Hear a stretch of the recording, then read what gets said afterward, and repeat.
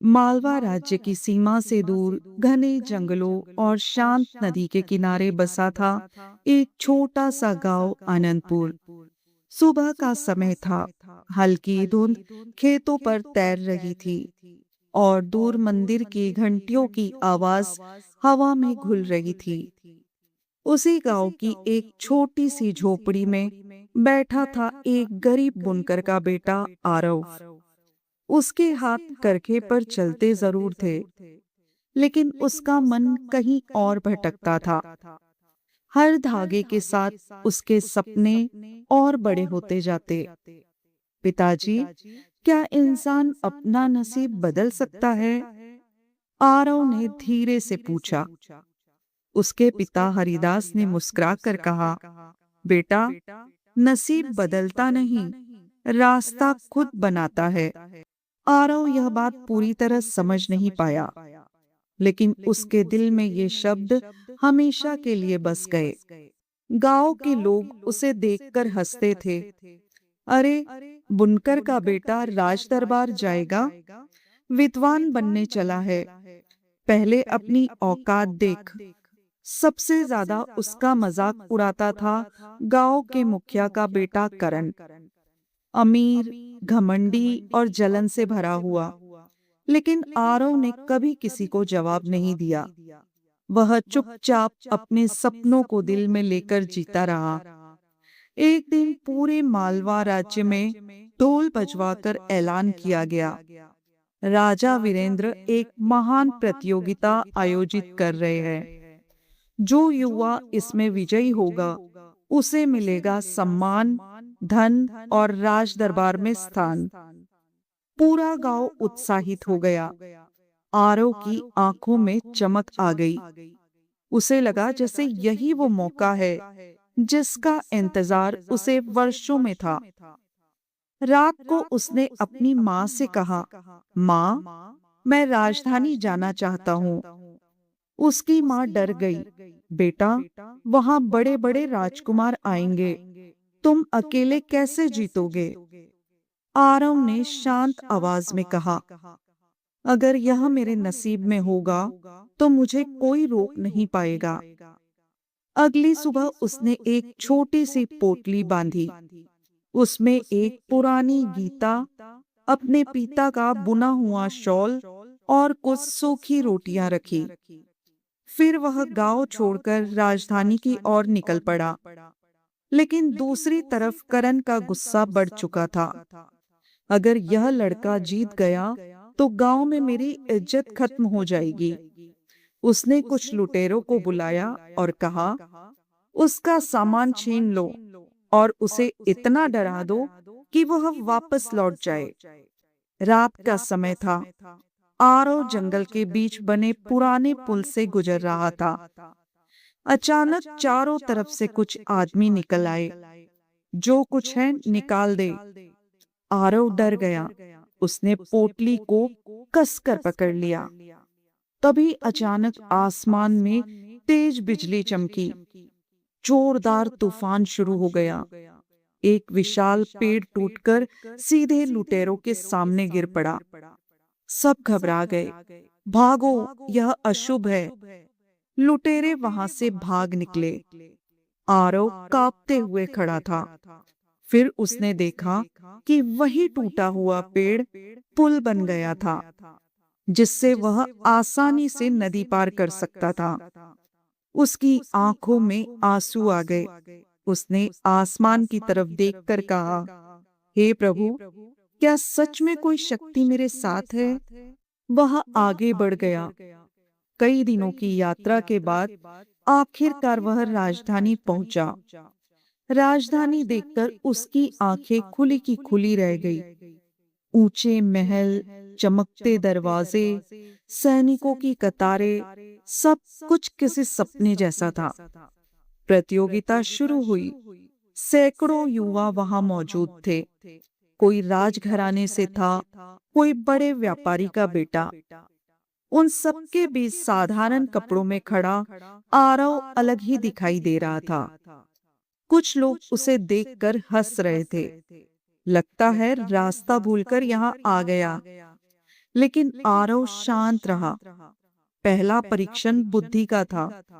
राजा के मंत्री ने सवाल पूछा, मैं बिना मुंह के बोलता हूँ, बिना कान के सुनता हूँ। मेरा शरीर नहीं, लेकिन हवा के साथ जीवित रहता हूँ। बताओ, मैं कौन हूँ? पूरे दरबार में सन्नाटा छा गया। किसी ने कहा भूत, किसी ने कहा आत्मा, लेकिन कोई सही जवाब नहीं दे पाया। तभी आरव आगे बढ़ा। मंत्री जी, उत्तर है प्रतिध्वनि। मंत्री मुस्कुराए। सही उत्तर। पूरा दरबार हैरान रह गया। राजा वीरेंद्र पहली बार ध्यान से आरव को देखने लगे। करण गुस्से से जल उठा। दूसरा परीक्षण ताकत और बुद्धि का था। एक विशाल विष्णु मूर्ति को उठाकर वेदिका तक पहुंचाना था। कई बलवान युवक आए। सबने पूरी ताकत लगा दी, लेकिन कोई सफल नहीं हुआ। करण भी आगे बढ़ा। वह लगभग सफल हो गया, लेकिन आखिरी पल में मूर्ति गिर गई। अब आरव की बारी थी। लोग हंसने लगे। यह दुबला पतला लड़का क्या करेगा? लेकिन आरव ने जल्दी नहीं की। उसने आसपास देखा, कुछ लकड़ियां उठाई और एक लीवर तैयार किया। फिर धीरे धीरे मूर्ति को संतुलित करते हुए ऊपर चढ़ा दिया। पूरा दरबार तालियों से गूंज उठा। राजा खुद अपनी जगह से खड़े हो गए। शाबाश युवक! आरव ने सिर झुका दिया। उसे अपने पिता की बात याद आ रही थी। सिर्फ ताकत नहीं, समझ भी जरूरी है। अब आखिरी परीक्षा बाकी थी, चरित्र की परीक्षा। राजा उन्हें एक विशाल खजाने वाले कक्ष में ले गए। चारों तरफ सोना, हीरे, जवाहरात और दुर्लभ वस्तुएं रखी थी। राजा बोले, तुम इनमें से जो चाहो ले सकते हो, लेकिन याद रखना, तुम्हारा चुनाव ही तुम्हारा असली चरित्र बताएगा। सब युवक लालच में टूट पड़े। कोई सोना उठा रहा था, कोई हीरे। करण सीधे एक चमकते ताबीज की ओर भागा। उसे लगा यही जीत की चाबी है। लेकिन आरव चुपचाप पूरे कमरे को देखता रहा। फिर उसकी नजर एक कोने में रखी पुरानी धूल भरी किताब पर पड़ी। उसने उसे उठाया। भगवत गीता। राजा मुस्कुराए। यही असली परीक्षा थी। पूरा दरबार शांत हो गया। राजा बोले, सोना खत्म हो सकता है, शक्ति छीन सकती है, लेकिन ज्ञान हमेशा इंसान के साथ रहता है। करण का चेहरा उतर गया। उसकी चालाकी पकड़ी जा चुकी थी। उसे प्रतियोगिता से बाहर निकाल दिया गया, लेकिन असली खतरा अभी खत्म नहीं हुआ था। दरबार का एक मंत्री आरव से जलने लगा था। उसे एक गरीब लड़के का आगे बढ़ना पसंद नहीं आया। उसने गुप्त रूप से आरव के खाने में जहर मिलवा दिया। रात को विजय उत्सव चल रहा था। संगीत बज रहा था, नाच गाना हो रहा था। आरव जैसे ही प्याला उठाने वाला था, तभी अचानक एक बंदर तेजी से आया और प्याला उसके हाथ से गिरा दिया। जमीन पर गिरते ही प्याले से धुआं निकलने लगा। सब स्तब्ध रह गए। सैनिकों ने तुरंत जांच की और मंत्री पकड़ा गया। आरव समझ चुका था, कोई अदृश्य शक्ति हर कदम पर उसकी रक्षा कर रही थी। कुछ महीनों बाद आरव राजकीय गुरुकुल पहुंचा। वह दिन रात पढ़ाई करता। वेद, राजनीति, दर्शन, हर विषय में वह आगे निकल गया। धीरे धीरे उसकी ख्याति पूरे राज्य में फैल गई। राजा वीरेंद्र ने उसे अपना मुख्य सलाहकार बना दिया। उसी दौरान राजकुमार वैदेही भी आरव के ज्ञान और विनम्रता से प्रभावित हुई। दोनों का विवाह हुआ। पूरा राज्य खुशियां मनाने लगा। लेकिन एक दिन अचानक राजमहल के बाहर एक साधु आया। जब आरव उससे मिलने गया तो वह हैरान रह गया। वह करण था। उसकी आंखों में पछतावा था। मुझे माफ कर दो आरव, मैं तुम्हारा नसीब छीनना चाहता था। आरव हल्का सा मुस्कुराया। जो मेरा था उसे तुम कभी छीन ही नहीं सकते थे। समय बीतता गया। आरव ने अपने गांव आनंदपुर में गरीब बच्चों के लिए विद्यालय बनवाया, किसानों के लिए सिंचाई व्यवस्था शुरू करवाई, गरीबों के लिए भोजनालय बनवाए। उसकी कहानी दूर दूर तक फैल गई।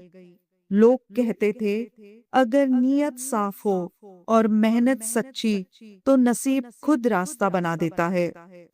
सालों बाद जब आरव बूढ़ा हो चुका था, वह एक दिन नदी किनारे बैठा था। सूरज ढल रहा था। उसने अपनी आखिरी पुस्तक में लिखा, नसीब नदी की तरह होता है, उसे कोई रोक नहीं सकता। पत्थर रास्ते में आते जरूर है, लेकिन नदी अपना रास्ता खुद बना लेती है। और यही बात इस कहानी का सबसे बड़ा सच है। जो तुम्हारे नसीब में लिखा है, उसे दुनिया की कोई ताकत तुमसे छीन नहीं सकती। अगर वीडियो पसंद आई हो तो लाइक और शेयर जरूर करिएगा। मिलते हैं अगली वीडियो में।